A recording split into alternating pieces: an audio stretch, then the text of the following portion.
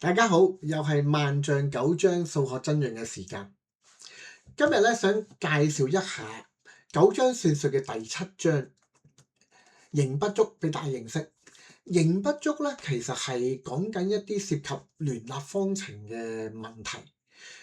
或者準確啲講咧，就係一啲關於盈虧嘅問題。咁但係喺古代咧，由於佢哋係唔係用筆算，佢哋用籌算，即係用嗰啲算籌去計算咧，係比較繁複，所以咧好難去用我哋依家現代所用嘅方程嘅方法去揾答案啊。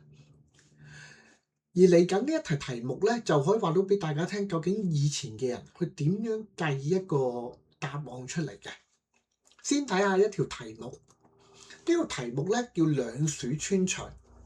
題目咁講嘅，今有門口5尺，兩鼠對穿，大鼠日1尺，小鼠亦日1尺。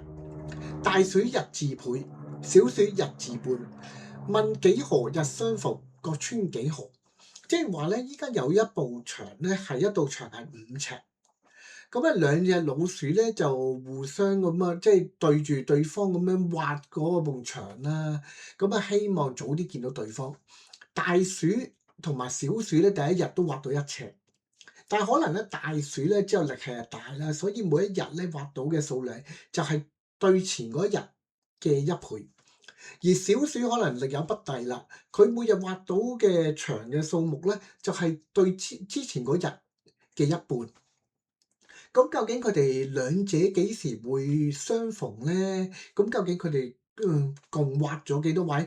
各人即係每隻老鼠係畫到幾尺嘅牆咧？嗱，我哋可以用翻上次我提出咧一個列表嘅方法，將啲事實列舉出嚟，就好似咁樣。你會見到咧大鼠嗰一行咧分別1、2、4、8如此類推，係咩意思咧？就係如果第一日大鼠畫到1尺嘅話，第二日就會畫到佢嘅2倍，即係2尺。然之後再第三日咧就會係2尺嘅1倍，即係4尺，如此類推啦。咁至於小鼠咧，一樣嘅做法啦。如果第一日咧係1尺嘅話，第二日就係佢嘅1半，即係1/2尺啦。第三日就會係1/2嘅1半，即係1/4尺，如此類推。所以得到1、0.5、0.25，如此類推呢啲數字嘅。好啦，如果我哋要揾佢究竟幾時相遇嘅話咧，我哋可以先諗下究竟大約佢哋幾時相遇先。嗱，唔難發現嘅，因為第一日咧兩隻老鼠加埋就畫咗2尺，第二日咧兩隻老鼠加埋就畫咗2.5尺，即係加埋已經4.5尺。所以咧，我哋亦都相信咧兩隻老鼠咧第三日就會見面。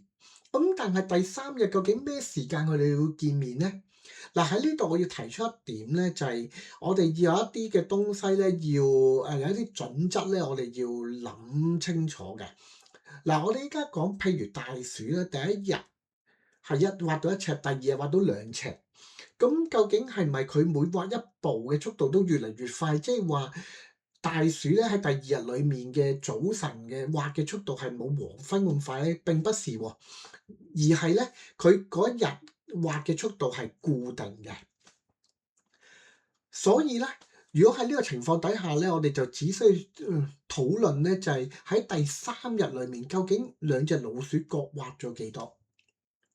好啦，嗱，我哋睇下，如果2日加埋畫到4.5尺，咁剩翻嗰0.5尺就係第三日咧兩隻老鼠分別即係一齊共畫去嘅牆嘅數量咯。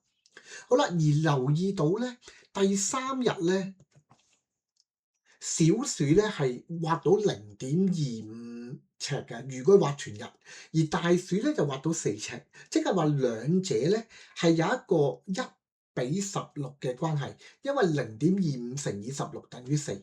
好啦，如果咁嘅話咧，我哋就會將剩翻嗰0.5尺咧就分做17份，有一份就由小鼠負責畫，有16份就由大鼠負責畫。好啦，如果係咁嘅話咧，我哋就可以得到咧，我哋將0.5咧分做17份，而小鼠咧就負責畫嗰個即係其中一份啦，咁我哋就會計到咧，原來喺17/2日之後咧，佢哋就會相遇啦。即係咧，二又17/2日之後咧，兩鼠就會相遇。咁至於兩鼠共挖咗幾多嘅牆咧？以大鼠嚟講咧，就會係1+2+4乘以17/2，即係3又17/8尺啦。咁而小鼠咧，當然啦，我哋可以用1+1/4乘以17/2去計答案，但係亦都可以簡單地將5尺減去3又17/8尺，得到答案。嗱，你可能會覺得奇怪啊！我哋去計呢條題目咧，最後咧，即係中間後段咧，我哋唔係直接去計佢兩隻老鼠分別挖到幾多牆，而係先計咗咧佢哋幾時相遇嘅。呢個方法咧，其實就係一啲倒推嘅方法。我哋先揾咗後邊我哋確定嘅東西，然之後揾翻對之前其他嘅變量。